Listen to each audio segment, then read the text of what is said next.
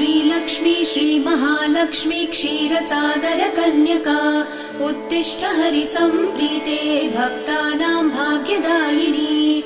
श्रीलक्ष्मी श्रीमहालक्ष्मी क्षीरसागरकन्यका उत्तिष्ठ हरिसम्प्रीते भक्तानां भाग्यदायिनी। उत्तिष्ठोत्तिष्ठ श्रीलक्ष्मी विष्णुवक्षस्थलालये उत्तिष्ठ करुणापूर्णे लोकानां शुभदायिनी।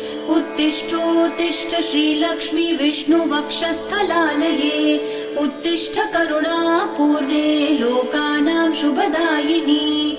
श्रीपद्ममध्यवसिते वरपद्मनेत्रे श्रीपद्महस्तचिरपूजित पद्मपादे श्रीपद्मजातजननी शुभपद्मवक्त्रे श्रीलक्ष्मी भक्तवरदे तव सुप्रभातम्।